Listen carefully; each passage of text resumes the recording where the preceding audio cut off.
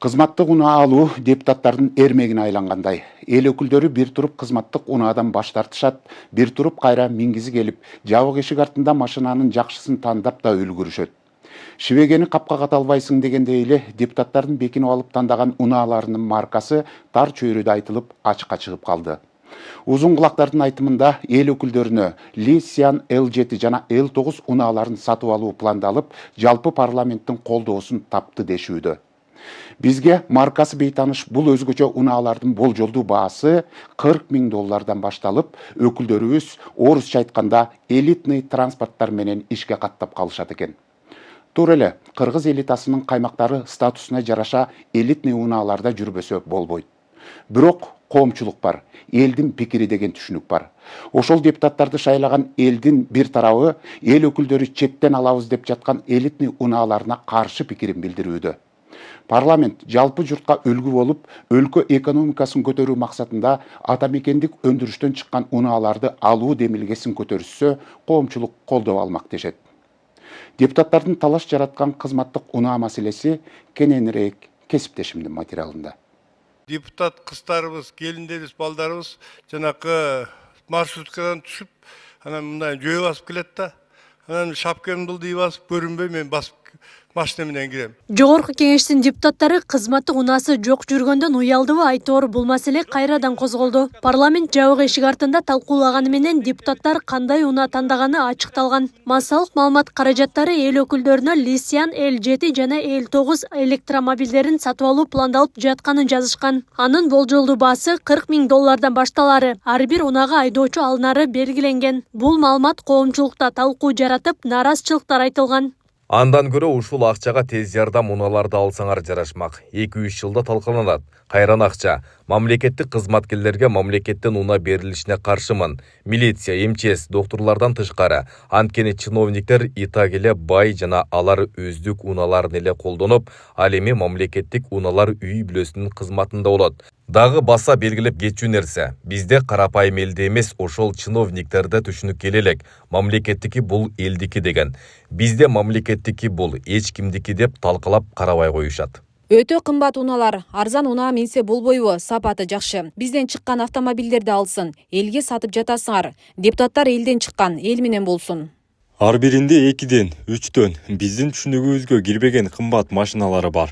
Жөө калышыптырбы, эл кыдыра албай. Коомчулуктун талкуусунан таасирленген депутат Кундузбек Сулайманов кызматтык унааны албай турганын айтып чыкты. Ошону менен бирге кесиптештерин дагы кызматтык унаадан баш тартууга чакырды. Азыр официалдуу ушул трибунада айтып коеюн, мен кызматтык унааны албайм.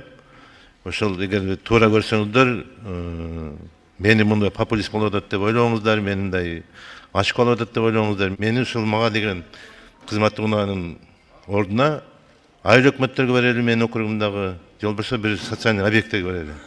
Анан эгер туура көрсөңүздөр, мен баарына чыгып кетем. Ушу 1,5 жыл убактыбыз калыптыр. Жаманаттуу болуп ушул кызматтык унааны албай эле калды. Рахмат чоң. Ошол эле күнү массалык маалымат каражаттары депутаттардан кызматтык унаа эмнеге керек болуп жатканын сурамжылашкан. Депутат Марлен Маматалиев бул кадамды төмөндөгүдөй түшүндүрөт. Негизи эле мыйзамда запрет болуп калган.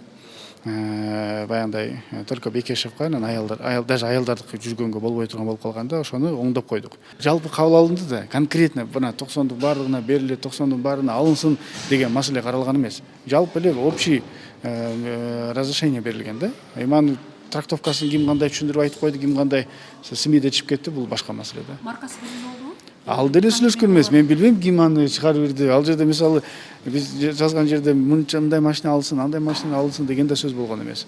Жок болчу алдына сөздү. Ким айтты, ким андай информацияны чыгарып бирди билбейм. Жогорку кеңештин коомчулук менен байланыш бөлүмү бул маселе боюнча түшүндүрмө берди. Маалыматка ылайык, парламенттин 20 айым депутаты кызматтык унаа менен камсыздалып, айдоочуларына депутаттын жеке фондунан айлык акы төлөнөт. Калган 70 депутатты унаа менен камсыздоо иши да так эле ушундай шартта жүргүзүлөөрү мерчемделүүдө. Бирок кайсы маркадагы унаа алынып келинери азырынча толук чечиле элек. Ал ортодо коомдук ишмер жана журналист Шайырбек Абдрахман депутаттарга унаа алып бергенден көрө Манас эпос тууралуу мультфильм жана көрсөтүүлөрдү тартууну сунуштап чыкты. Эки эли автоунаанын каражатына 3 илтикти жана башка кенже эпосторду даярдаса болоорун белгилеген. 100дөн ашык депутатка ар бири 50-60 миң доллар турган Кытайдын L9 машинесин алып бергенден көрө балдар үчүн Манас Семетей Сейтек эпостору боюнча түрдүү көрсөтүүлөрдү, мультфильмдерди тартпайлыбы? Депутаттардын машинеси жок эмес го. Мультфильмдерди жасаган жаштардын Тентектер деген студиясы бар, акчасы жок. Манас темасында балдар үчүн мультфильм тарта алышат. Бул Chevrolet Tracker үлгүсүндөгү унаалар Кыргызстанда чыгарылган. Алар эмгек, социалдык камсыздоо жана миграция министрлигине кызматтык унаа катары тапшырылды. Депутаттарга дагы кызматтык унаа катары учурлардан алып берүүнү серепчилер сунушташат. Анткени казынадан сарталган каражат башка жакка кетпей өлкө ичинде калат дешет. Өзүбүздөн машина чыккан мезгилдерде ушу биздин депутаттар элге пропагандалап, биздин мамлекеттеги жакшы азыркы талапка жооп бере турган машиналар чыгарып атат. Алгыла дегендей кылып, даже башка мамлекеттерде калсын дегендей кылып үгүттөгөн. Эми азыр өздөрүнө машина керек болгондо, ошол өздөрү мактаган машинаны өздөрү албастан, башка жактан машина алып, бизден чыккан машиналардын беделин түшүрүп атат. Эгерде депутаттарга башка жактан машина алып келип мингизе турган болсок, бизден чыккан машиналар ким алат? Өзүбүз чыгарган машинаны өзүбүз чанып, өзүбүз начар деп, жаман деп албай атсак, ана кимге таңуулайбыз?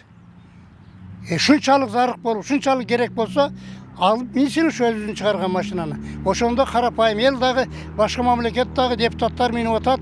Демек бул машина комфорт экен, жакшы экен, биз дагы минели деп ишенүү, умтулуу пайда болот.